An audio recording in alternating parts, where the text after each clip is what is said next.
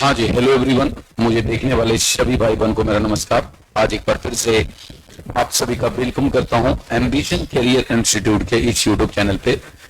My dear students, आज के इस सेशन में हम लोग रेनबो पार्ट 2 के पोएट्री सेक्शंस के 25 इंपॉर्टेंट क्वेश्चंस को करेंगे। और यकीन मानिए ये वैसे क्वेश्चंस होंगे कि मेरे बच्चे जो डायरेक्ट आपके एग्जामिनेशन को हिट करेगा।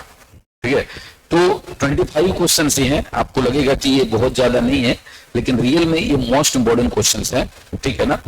तो आप लोग थोड़ी ध्यान से इसको देखेंगे और जितना संभव हो उसे नोट करने का भी प्रयास करेंगे, एक एक आंसर को ही, ताकि आपको चीजें बेहतरीन तरीके से क्लियर होगी आपकी।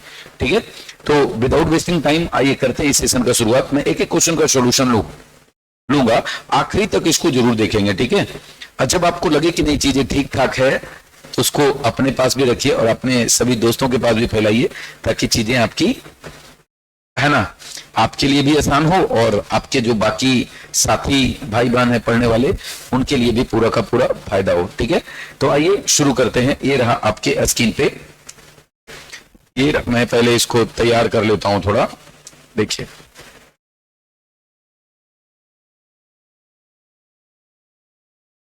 देखिए ये रहा आपका सबसे पहला सवाल जो आपको स्क्रीन पे आपके दिख रहा होगा। फर्स्ट क्वेश्चन आपका दिख रहा होगा कि John Donne is famous for. John Donne जो है ना वो फेमस है, किस चीज के लिए फेमस है? Songs and sonnets, satires and elegies, both A and B and none of these. मेरे बच्चे इसका करेक्ट आंसर होगा सी नंबर। हालांकि आमतौर पर जो है ना सॉन्ग्स एंड सोनेट्स ऑप्शन में होंगे और ये वाला जो बीच में है ना ऑप्शन में नहीं होगा, लेकिन आपको फंसाने के लिए कई बार ये भी ऑप्शन में देगा, क्योंकि ये फेमस केवल सॉन्ग्स एंड सोनेट्स के लिए नहीं है, वो सटायर्स के लिए भी है, एलिगीज के लिए भी है। सोनेट्स 49 पोइम होता है, बता चुका हूं। सटायर्स ये कोई व्यंग्यात्मक चीजें होती है, कटाक्ष, क्रिटिसिज्म वाली, और एलिगीज का मतलब सैड सॉन्ग होता है। तो ये सारी बातें मैं आप लोग को बता चुका हूं मेरे बच्चे। क्या क्लियर है ना? चलिए आगे बढ़ते हैं, नेक्स्ट क्वेश्चन की ओर मूव करेंगे। Who is a versatile poet among these? इनमें जो ऑप्शन में दिख रहे हैं ना, इनमें से वर्सटाइल पोएट कौन है? वर्सटाइल पोएट का मतलब आप कह सकते हो मल्टी टैलेंटेड पर्सन, जिनको अनेक फील्ड का ज्ञान हो। ठीक है, उन्हें वर्सटाइल कहते हैं, और इनमें से WH अडेन का नाम आता है। जी क्लियर है? तो आंसर नंबर सी हो जाएगा आपका। सेकंड नंबर क्वेश्चन क्लियर हो गया है। हम लोग थर्ड नंबर क्वेश्चन की ओर बढ़ते हैं, और ये रहा आपके स्क्रीन पे। Who was the most individualistic literary figure among these? इसमें से मोस्ट इंडिविजुअलिस्टिक लिटरेरी फिगर कौन है, मतलब जो सबसे अधिक व्यक्तिवादी साहित्यिक चेहरा कौन है इनमें से? तो उनमें नाम आएगा आपका कोई और नहीं, हमारे वॉल्ट विटमैन साहब। तो आंसर नंबर बी हो जाएगा। ठीक है, नेक्स्ट है the line and the prams go rolling on is from. ये जो लाइन लिया गया है and the prams go rolling on, ये कहां से लिया गया है? तो मेरे बच्चे ये लिया गया है आपका D number, no the leaves are falling fast. जब आप पहला स्टैंजा पढ़ेंगे ना तो वहां पर लिखा रहेगा no the leaves are falling fast, nurse's flowers, है ना, nurse's flowers will not last, nurse's to the graves on gone and the prams go rolling on. तो पहला स्टैंजा का जो आखिरी लाइन है वो है ये। ठीक है, तो कहां से लिया गया? No the leaves are falling fast से। आई होप क्लियर हुआ होगा। तो 4 नंबर स्टेटमेंट क्वेश्चन क्लियर किया। 5वां नंबर है who authored लामिया and Hyperion. लामिया and Hyperion के लेखक कौन है, किन्होंने लिखा है? तो लिखने वाले कोई और नहीं, जॉन किट्स साहब हैं, जो कि आपके ऑप्शन में नहीं दिख रहे। तो इसीलिए आंसर होगा आपका डी नंबर, जॉन किट्स इनका करेक्ट आंसर है। ठीक है, तो 5 number question clear. Question number 6 देखिए, who conspires with autumn. Autumn के साथ इनमें से कौन है जो कंस्पायर करते हैं? तो करने वाले कोई और नहीं, सन है। ठीक है, next, Walter de la Mare was awarded blank in 1953। Walter de la Mare को 1953 में क्या मिला था? इनमें से किस चीजों से अवार्ड, है ना, अवार्ड दिया गया था उन्हें? कौन सा पुरस्कार मिला? तो आंसर नंबर हो जाएगा B number, order of merit. और ये दिया गया था उनको क्वीन एलिजाबेथ सेकेंड के द्वारा। ठीक है ना? क्लियर है मेरे बच्चे? नेक्स्ट क्वेश्चन लेते हैं। क्वेश्चन नंबर 7 किया हमने, 8 नंबर क्वेश्चन करेंगे। Who said that Rupert Brooke was the most handsome young man of England? आखिर कौन थे जिन्होंने रूपर्ट ब्रूक को इंग्लैंड का सबसे युवा व्यक्ति कहा था, सबसे सुंदर युवा व्यक्ति कहा था? तो ये कहने वाले कोई और नहीं, विलियम बटलर इट्स साहब थे। ये आपकी किताब में WB इट्स करके भी लिखा होगा, हालांकि मैंने इसका पूरा नाम भी आप लोग को बताया था। तो एग्जामिनर कई बार ऐसा होगा ना कि आपको देखो होता क्या है कि हमें याद वही रहता है जो याद करते हैं, समझते हैं नहीं, और नहीं समझते हैं तो दिक्कत होती है, लेकिन जब आप समझोगे तो ये आंसर आपको दिख जाएगा।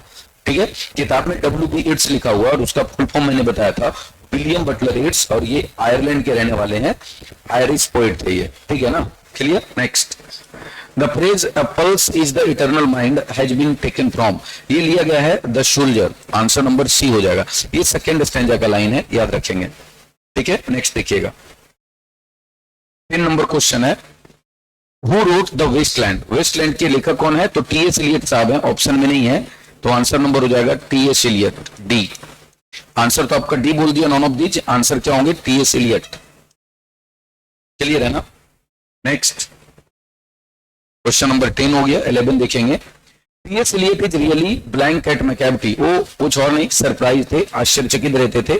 ठीक है ना। Next, Who consigned his first born to the flame 20 years back, इनमें से कौन है जिन्होंने अपने बच्चे को, पहले बच्चे को आग के हवाले किया था? तो कोई और नहीं, KKN दारूवाला है। देखो जब भी बात फायर से रिलेटेड कुछ आ जाए ना, तो नाम केवल एक ही देना, और वो है KKN दारूवाला, और कुछ नहीं। ठीक है। नेक्स्ट क्वेश्चन नंबर 12 हो गया, 13 नंबर सवाल देखेंगे, आपके स्क्रीन पे है। Watch it what dies that I dare not kill him is taken from the poem, आखिर ये लाइन कहां से ली गई है? ये लाइन ली गई है अस्नेक नामक पोएम, जिनका रचयिता और लेखक, पोएट जो भी कह लीजिए, वो D.H. लॉरेंस नाम है, डेविड हर्बर्ट लॉरेंस। ठीक है। Next question, who wants to bring darkness to her bedroom, इनमें से कौन है जो डार्कनेस को अपने बेडरूम के पास लाना चाहती हैं? तो कोई और नहीं मेरे बच्चे, उनमें से करेक्ट आंसर हो जाएगा आपका, ठीक है, कमला दास जी, 3 नंबर आंसर हो जाएगा। ठीक है, क्लियर, थैंक यू। नेक्स्ट यहाँ 14 नंबर हो गया जी, 15 नंबर सवाल देखेंगे हम लोग।